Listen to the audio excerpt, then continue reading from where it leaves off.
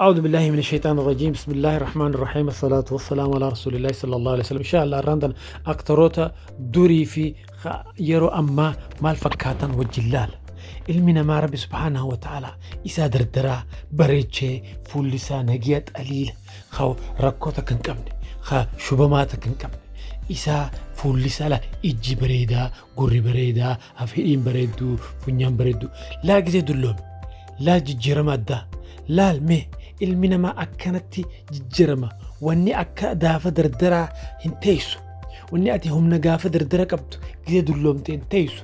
Yeroon sitti jijjiramaa dhufa, sirra jijjiramaa dhufa. Bareedina ati qabdu laalme. Ati dardaraa, hoggaa dardaraa namni hundi ni jaalata. Shayxaanni dardara jaalata, dubartiin dardara jaalatti, rabbiinis dardara jaalata.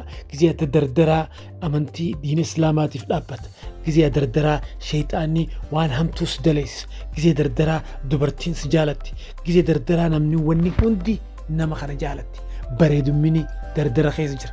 Laalme amma ati bareedummina dulloomina keessa ni jira. Fuulli shubamee walirra dadicha'ee morma jala wayii sibba. Ijii walisuun tura.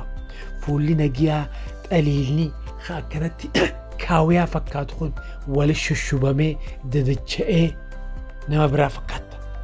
Arreen itti baatee rifeensi irraa kutee humni duraan qabu san kutee duraan gaafa dardaraa faca'uu danda'u amma deeminsa dadhaba. Rifeensa bareedaa gaafa qabu gaafa rifeensi irraa kutee dhufa. Rifeensa gurraacha xaliila ka qabu adii ta'eetii bifa jijjiirratee waan biraa fakkaata. Namni duraan si beeku amma si irraanfata. Ka duraan si jala fiigu amma si bira dabra. Ka duraan si jaalatu amma si jibba. Yoo ati yaamtellee calma je'ee si bira dabra. Gaafa duraanii gaafa dardaraa gaafa bareedaa san namni hawwa si arguudhaaf, si laaluuf, si bira dhiyaachuuf, si dubbisuuf, si dhiyaachuuf, si hojii taphachuuf, si wal baruuf.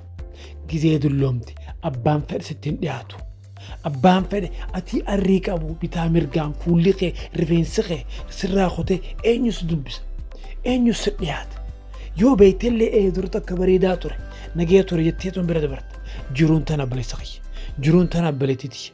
Ummata kana waniin asirra kaayaf isinummaan dubbisaa waan fakkaata ni beektan jeeti ummata kana. Akkana kuno atiis akkanumatti jijjiiramta.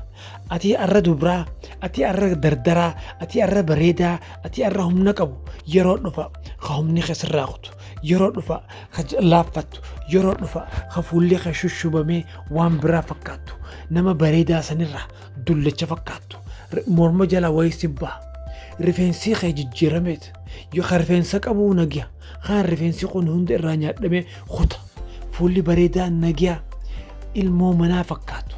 Ilmi xaliila fakkaatu hundi jijjiirameetii namumarraa bahee waan biraa fakkaata. Jiruun tana balisa kiyya. Mukni tokko arra biqileetii boroo ol guddata. Iftaanni dullooma.